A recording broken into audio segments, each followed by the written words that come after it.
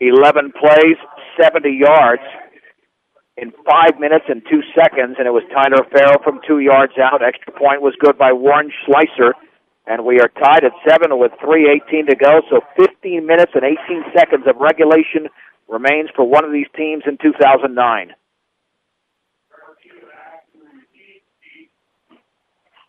And Farrell will kick it off.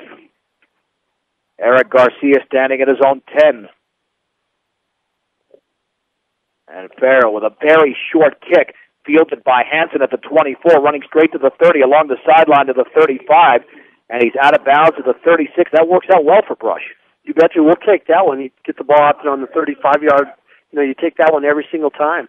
Now, hopefully, this offense is going to be able to assert itself, and they got to pick up that first down and get some confidence back. Even though it's 7-7, it's a deadlock game. I still feel like the Diggers are in control here, but they've got to get that offense running. Well, they've done very little offensively in the third quarter. They haven't had the ball much, but their last possession, 3 plays, no yards. On 1st and 10 from the 36. Garcia back to throw. He drops the ball, picks it up, runs to his right, throws underneath. The pass is caught right at the line of scrimmage, maybe for a loss of 1 along the sideline to Connor Weiser. And they're going to say it's incomplete. 2nd down and 10. He never held on to it. Right, he kind of rolled right, and he took that snap and dropped the football, and Weiser was right there to catch the ball at the sticks, but, he was going to get tackled right there anyway. Yeah, so the drop was a blessing in disguise. 2nd down and 10 for the Beat Diggers at their own 36-yard line. Do they go back to the run and hopefully pick up some positive yardage? Garcia, and now the clock is stopped. I wonder if that was a delay of game. And no illegal procedure against Brush. Well, the last time they had a 5-yard penalty, the only one of the game in the first half, they followed that up with a 15-yard touchdown pass. So let's see if the Beat Diggers can respond the same way here. I mean, maybe not with a touchdown pass, but at least work their way out of trouble. 1st and 15 at the 31. They're completely out of sorts right now, Dave. They sure are. It seems like they're kind of fumbling around out there and just kind of a little bit lost. They got to settle down and just run their offense.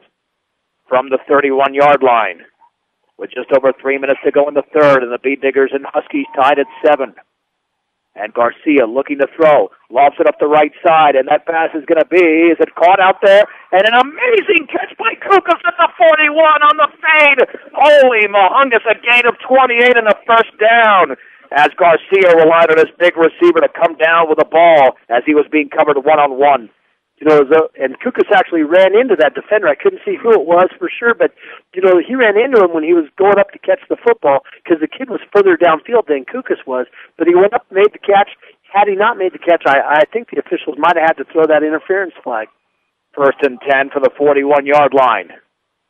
Now do the Beat Diggers go back to the run in Florence territory. There's the give to Weiser, breaks out of a tackle inside the 40, and he drives to the 35-yard line.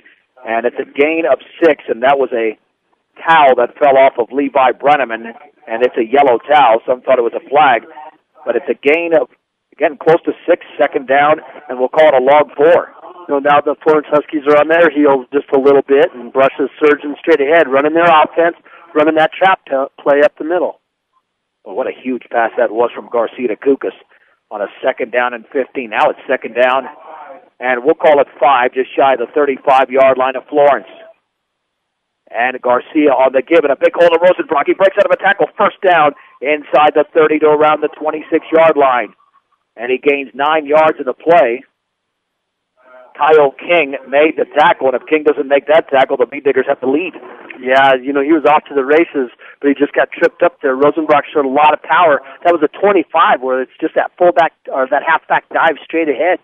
Once he broke through the line, typically he'd cut to the left to the sideline, but he cut back across the field to the right. From the 26-yard line, 1st and 10, the Beat Diggers are in Florence territory, under 2 to go in the third. They counter tomorrow, swinging it to the outside, stutter steps, and there's a loss back to the 30-yard line. I believe a flag is down. And, well, hopefully that's not against Brush and holding, because if they take that penalty, and it is holding against the Beat Diggers, but will they take the play because it's a loss of 3 as a couple of defenders for Florence converged on that right side? Yeah, it's going to boil down to whether Florence has confidence in their defense or if they just want to pick up those yards. I think they're going to mark. That hold was behind the line of scrimmage.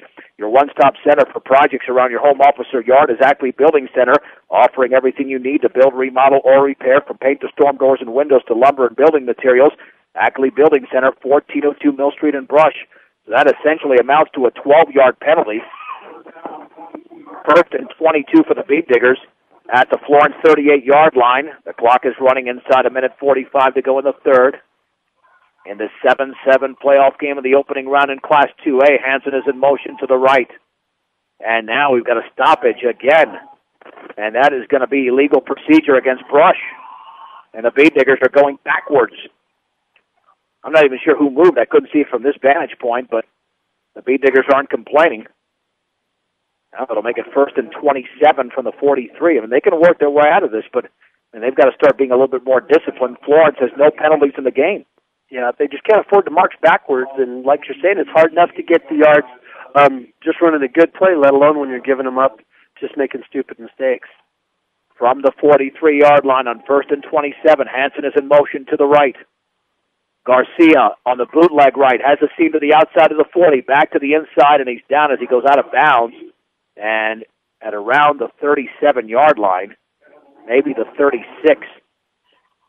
Let's see where they mark it. They'll give him 6 yards to the 37. It'll be second down and 21. They try to run that bootleg to the short side of the field. They're running it towards their own bench over there, but it doesn't give Garcia a whole lot of room to work with. From the 37, the Bead Diggers would at the very least, like to have possession of the football to begin the fourth. But with a minute 14 to go in a second and 21, they need a big play. C.J. Kukas is the quarterback on this play. 2 receivers to the left and right. Man in motion, and there's the handoff to Seawald. He's bumped at the line of scrimmage. Wow, nothing there. As the tackle was made over there by Michael North. Third down and 21 from the 37, and for some reason the clock is stopped. Why did they stop the clock? I mean, it should be well inside a minute now. Third and 21 from the 37. Now the Bead Diggers are in a passing situation. 2 to the left, 2 to the right. On third and 21, Kukas is back to throw. Out to his left, the pass is going to be incomplete. Looked like it went through the hands of Melendez and then nearly caught by Shea Hansen. And Brush will have to punt with 54.7 seconds to go in the third. Deadlocked at 7. But in Florence territory. Yeah, I don't think there's any other option here on 4th and 21. For all of your title needs, visit Tim Weimer at Northern Colorado Title. They're at 205 West Kyle in Fort Morgan.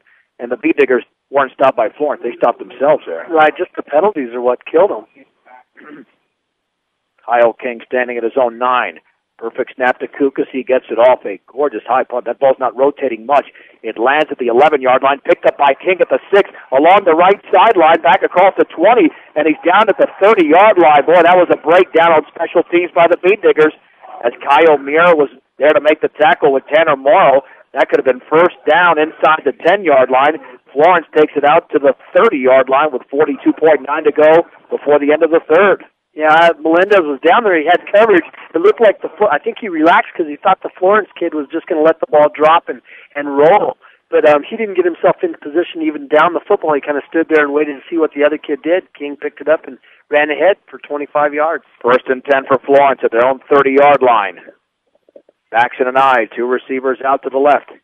And Benker's going to keep it himself, and Connor Weiser has him. But now before Benker gains about 3 yards to the 33, so the option was read very well by the Bead Diggers. Florence has time for one more play in the third quarter as they are in the huddle inside of 22 seconds to go. Florence ran the football for 77 yards just in the third quarter, which almost doubled their first half output. For great family entertainment, check out Fire Lanes at 220 Cambridge and Brush. Walk in or reserve your time at Fire Lanes today. Second down and 7. There's the keeper by Benker. There's a flag down across the 35 to the 37, a gain of 4. Will this be? Yeah, this will be the first penalty of the game against Florence. That'll be a hold. And the Bead Diggers, quite frankly, needed that break because Florence has not been in a 2nd and 15 or 2nd and 18 this game. And they'll be in a 2nd and long, and that probably was the final play of the third quarter. There's 3.4 seconds to go. and the clock will restart once they set the ball back at the 26-yard line. So essentially, it's a 2nd down and 14 for Florence, and they restart the clock, and that's the end of the 3rd quarter with the score. Brush 7, Florence 7. You're listening to the 2009 Colorado High School Football Playoffs on 1010 KSIR and KSIR.com.